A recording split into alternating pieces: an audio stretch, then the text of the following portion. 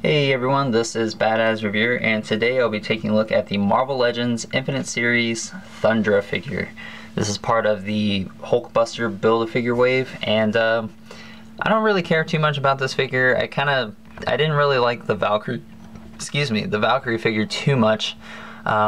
It's nice to have him, but I don't know, I'm not too big of a fan of these bigger female molds. And really the only characters I ever made I wasn't really a big fan of, except for maybe Red She-Hulk. But I don't know too much about this character, and overall I think she's just okay. It's not a terrible figure. I think it's just my preference that I don't really like this body mold, and maybe it's just because of the hips and partly because of the ab or the torso area.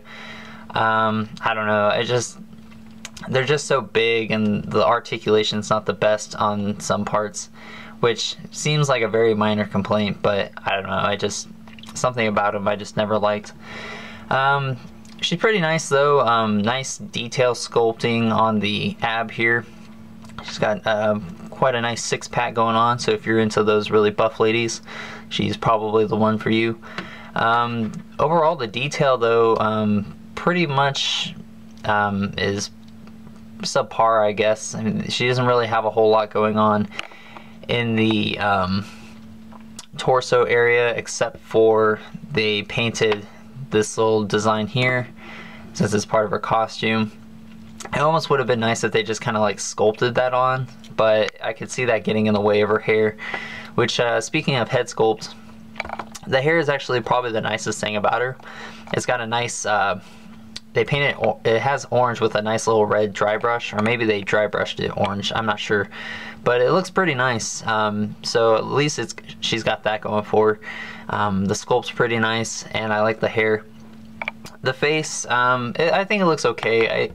I understand she's probably an angry looking person, or you know, always looks like that, but the eyes are kind of looking wonky, and it doesn't look like they're quite painted right, but it's not too big of a deal. I mean, you can't really tell, but it does kind of look like she's looking up more than she is looking straight, so it kind of looks silly when you're looking at it up close, but it's not really too noticeable when she's just kind of sitting up on a shelf or something like that. This arm is completely red, but there's no detail on it. It's pretty much just molded plastic. Then she's got her hand coming through it. I'll just take this off real quick because it's kind of in my way. This side is just you know, skin tone plastic, which looks really plasticky. There's no like skin tone. There's no paint or any kind of application to it, so it really looks plasticky, and I don't really like that because it shimmers a lot. It would have been nice if maybe they just kind of painted it over with some kind of skin tone. And this is the same kind of thing with her face. It's got like a really plasticky look, so they make it really apparent that this is a toy. They don't really like spend too much on you know, making it look like a person, which is understandable, but whatever. And then on her forearm they painted her wrist red, and then it's got some gold applications here, which actually look pretty clean, which is surprising because a lot of times they can't even paint a straight line on figures. She's got this free-floating belt, which looks really familiar. I'm pretty sure this is from like the Dawkins figure, but it looks kind of small, so I don't know. It looks like a reused belt though. And it's got some some red lines going through to look like belt loops, I guess, which look okay. And then the belt buckle is also painted silver, and it's also got some loops going through there too, little holes for the thing to go through, so I guess that's a pretty cool detail that they got. But anyways, looking at the side of her pants, they got the little lightning bolt, I'm guessing that's a lightning bolt of some sort or whatever going through her pants. It doesn't quite line up here though because of the sculpt, which is a problem, which is another problem that I have with these hips, is that they just look really round and wonky, and it doesn't really match up too well with the sculpt, so it looks kind of funky. There's not really a way to make it look like it's matched up, and maybe her pants are supposed to look like that, but it looks like it starts a lightning bolt, then stops abruptly, and then starts again, so it doesn't line up. But it's a very nice kind of gold kind of looks metallic, but it looks okay. And it looks pretty clean for the most part. I don't think there's really any bleeding over into the red or anything like that, so that's nice. And then you come down to her lower area. Her foot, this part down, is molded in a gold plastic, kind of with that swirly plastic look, and then it's painted red, but actually it doesn't have any like bleeding through or anything, so that's nice. So either they painted it really good, or you know, red just covers up the gold plastic pretty nicely, so it doesn't look like crap, so that's nice. But other than that, I mean, she's not the coolest looking character, and she's honestly probably my least favorite out of this wave. But you know, it's up to preference. I'm sure there's people that actually like this figure a lot, so if you do, that's fine.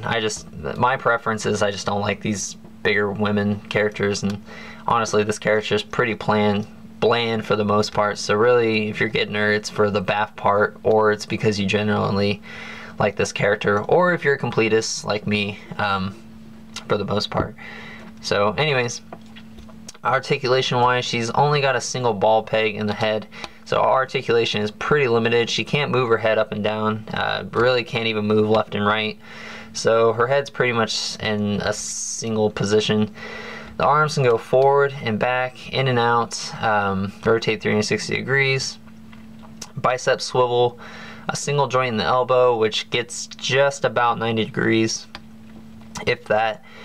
She's got the elbow swivel as well, which is pretty stiff. I always feel like these female elbow things are gonna break, especially on these bigger characters, so you gotta watch out for that, because they're kind of, I think they're kind of ratcheted, but they're not ratcheted enough that it like clicks or anything, but I can feel it. I can feel that it like kind of locks into a place when you put it in a certain spot, so just be careful of that, because it could pop off at some point, and it's pretty fragile most of the time.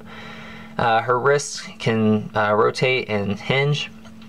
She's also got two open hands, and I'll talk about the accessory in a second, but her hands are both open.